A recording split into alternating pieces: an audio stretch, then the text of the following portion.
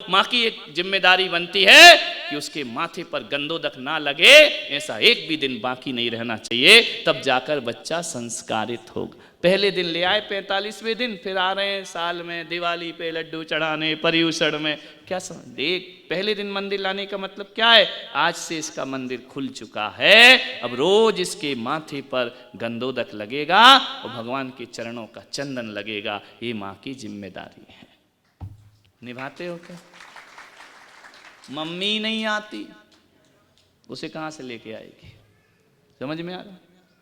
नहीं तो ऐसा एक दिन में क्या हो जाता कि पहले दिन मंदिर ले आए, महाराज से कान में मंत्र दिला दिया, बोले हो गया जैन। नहीं, आज से जैन बनने की तैयारी शुरू हो गई, आज से जैन बनने की क्लास शुरू हो गई है। आज से मेरा बच्चा जैन बनने की पहली नर्सरी क्लास में आ चुका है। जब तक ये ग्रेजुएट नहीं हो जाता जैनत्व में, तब तक इसे मंदिर लाना हमारा काम है, तब बचेंगे संस्कार। नहीं तो भाग भाग के लड़कियां दूसरी जाति में शादियां, तुमने उन्हें कट्टर जैन बनाया ही नहीं। बनाया क्या? क्यों करती लड़की दूसरी जगह शादी? हमारी माताओं ने हमें ऐसे संस्कार दिए थे कि हमारे दोस्त यदि आते थे ना तो उनके बर्तन ही अलग होते थे, उस गिलास में पानी नहीं। समझ में आ रहा? वो नॉन जैन, वो मुसलमान है, पानी नहीं, उसका पानी का गिलास अलग है। ये बातें मन में डली थी। अब हम उन दोस्तों के यहाँ जाते थे ना तो हमारा उनके घर पानी पीने का मन नहीं करता था, क्यों? माँ ने सिखा रखा था। समझ में आ रहा? ये संस्कार इतने कूट कूट के जैनत्व भर दो बच्चों में, इतना भर दो कि बच्चा दूसरी जाति में शादी करने को तैयार ही ना हो। लोग कहते हैं बच्चियां भाग रही हैं, टीवी से बिगड़ रही, मोबाइल से बिगड़ रही हैं, गलती माँ बाप की है। उनने उन्हें कट्टर जैन नहीं बनाया। यदि जैन बना देते, वो किसी धर्म में पहले जात पूछती, वो प्यार करने से पहले तू कौन सी जात का है, बोल देता मैं इस जात का हूं, उसका मूड वहीं खराब हो जाता, प्यार कैंसिल हो जाता। प्यार कोई इच्छाई ज्ञान थोड़ी है, एक बार हो गया तो मिटेगा नहीं, उसका तो सत्यानाश होना ही है, शादी के बाद हो या पहले हो। समझ में आ रहा? मन ही नहीं करता। करता क्या? जात पूछ के उसका सारा प्यार मिट्टी में मिल जाता। ये हिंसक है, ये मांसाहारी है, ये जैन नहीं है, नहीं मैं इससे शादी नहीं कर सकता, मैं इससे विवाह नहीं कर सकता हूं। ध्यान रखना, यदि उनके रग रग में तुमने भरा होगा तो गलती माँ बाप की है। समझ में? क्यों नहीं भरा जैनत्व? क्यों बच्चा कहता है भगवान भगवान एक? क्यों बच्चा कहता है कुछ नहीं होता, सब बेकार की बातें, तुम्हारा मंदिर अंदर कुछ नहीं? ये उत्तर बच्चे दे रहे हैं या तुमने दिलवाए? बोलो, तो क्या जिम्मेदारी निभा रहे हो? भर दो रग रग में जैनत्व। बच्चा जब भी मंदिर जाए तो इतना ही बोले, गर जन्म हो दोबारा मानव जन्म मिले, फिर से यही जिनालय जिनवर शरण मिले। अपनी कौम को तुम कट्टर जैन क्यों नहीं बना? हम ये नहीं कह रहे कि दूसरी कौम से लड़ो झगड़ो विवाद करो, नहीं, हम जैन है ना। जिस कॉलेज में पढ़ रहे हो उसका नाम रोशन करना चाहिए, और जिस धर्म में पैदा हुए उसका नाम रोशन करना चाहिए। उसके साथ छल क्यों, बेवफाई क्यों? जैन होके भी जिनेंद्र को नहीं माने, क्या मतलब? फिर काय को जन्म दिया उसको? है? फिर तो ऐसा लगता है कि फुटपाथ से उठा के लाए होगे, इसका कोई धर्म ही नहीं है ना? समझ में आ रही बात? नहीं आ रही?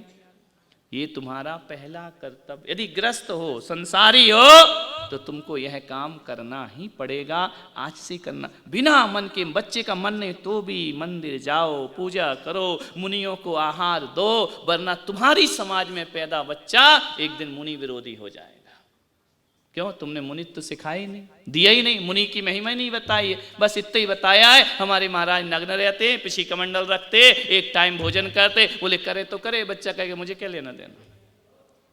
समझ में आ? फिर कल वो एक पंडित बन जाएगा, फिर संगोष्ठी करेगा, फिर कहेगा मुनियों को प्रणाम मत करो, मुनियों के दर्शन मत करो, मुनियों की वंदना मत करो। फिर तुम्हारी घर में महाभारत शुरू हो जाएगी। पत्नी कहेगी मुनि के पास जा रहे, पति कहेगा मुझे नहीं जाना है। अब सत्यानाश कर लिया पूरे घर का, तुमने कर लिया कि नहीं? क्यों? मुनियों की महिमा नहीं बताई, मुनियों की बुराई तो सुनवाई है तुमने। समझ में आ रहा? क्या करना था इन छोटे छोटे बच्चों को? मुनि की महिमा बताओ, तुम ही बुराई करने लगते हो। हाँ ये महाराज तो ऐसे, वो महाराज तो वैसे। अब ये क्या बनेंगे? ये जाके फिर मंडल बनाएंगे कि नहीं अपना? किसकी गलती? बोलो, कभी बैठ के मुनियों की बातें बताई, मुनियों की अच्छाइयां गिनाई? हाँ, चार जब भी बैठेंगी मुनि की बुराई करेंगे। क्यों करते मुनियों की बुराई? चार विद्वान बैठ जाएंगे, मुनि की बुराई करेंगे, मंदिर के ओटले पे बैठ जाएंगे, इस महाराज की बुराई, उस महाराज की बुराई, उस माता जी की निंदा, उसकी अवहेलना, वो ऐसे वो वैसे, हमारे तो ये महाराज, उनके तो वो महाराज।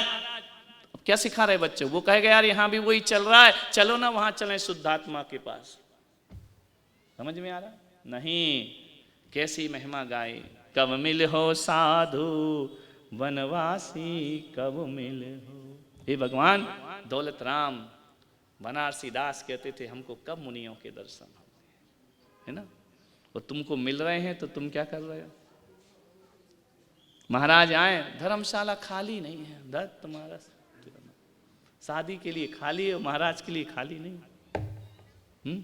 ये संस्कार है। बोलिए, मुनियों की महिमा गाओ। जब भी चार लोग बैठो, पंच परमेष्टि की महिमा का बखान होना चाहिए, उनकी कमियों का बखान नहीं होना चाहिए, वरना तुम्हारे घर में कलह शुरू हो जाएगी। ध्यान रखना। एक धर्म ऐसा है जो मुनि की निंदा ही जिनका ठेका है। समझ में आ रहा है? नहीं। और कौन जाएंगे? ये तुम्हारे पढ़े लिखे बच्चे जाएंगे। क्यों? क्योंकि उसकी माँ ने, उसके पिता ने मुनियों, क्या लिखा है पूजा, गुरु की महिमा वर्णी न जाए, गुरु नाम जपो मन वचन का। गुरु की महिमा तो इतनी है जिसका वर्णन नहीं कर सकते, और तुम लोग क्या करते हो? गुरु की बुराई इतनी है जिसका वर्णन करते करते हम थक जाते हैं। ये सिस्टम होना चाहिए क्या? बोलिए, इससे समाज का पतन होने वाला है। पहला कर्तव्य हमारा ये है, गुरुओं की महिमा का बखान। गुरु कैसे हो? धन्य है बनु महाराज, है गुरुवर आज मेरी कुटिया में आए। बोलते हो कि नहीं? नहीं, वो तो आजकल तो बोलती भी कहाँ है, मोबाइल बोलता है, वो तो केवल एक्शन करती है। समझ में आ रहा? तो जो धर्म के विरुद्ध में जाएगा वो हलाहल पाप कमाएगा। कड़वाहट कितनी हो गई? सबसे लास्ट वाली कौन सी है? हलाहल, विष, कांजीर और नीम। आप कौन से वाले पाप कर रहे? बच्चों को धर्म से दूर ले जा रहे हो, हलाहल। अपना भाव तो बिगाड़ ही लिया, उनका भी बिगाड़, है ना? समझ आ रही बात? नहीं आ रही? तुम्हारे घरों में 2-2, 3-3 पंथ पनप रहे हैं कि नहीं? एक 13 में लगा, एक 20 में लगा, एक कहान में लगा, एक तारण में लगा, सब लगे हैं ना? क्यों लगे हैं? क्योंकि उस घर में सच्चा धर्म कोई जानता नहीं। समझ? अरे ऐसा बना देना था कि कोई मुनि की बुराई करे तो तुम्हारे खून खोल जाना चाहिए। हमारे गुरु की बुराई कैसे करते, हमारे जिनेंद्र की बुराई कैसे करते हो, हमारे धर्म की बुराई कैसे करते हो? किसी मस्जिद और कुरान पे बोल के देखना, पूरी समाज एक हो जाती है। और तुम लोग हाँ हाँ कह तो सही रहे हो, हाँ हम भी नहीं जाते आजकल महाराजों के पास। बोले क्यों? अरे वो ऐसा ही है। अभी क्या है? ये स्वाध्याय है तुम्हारा।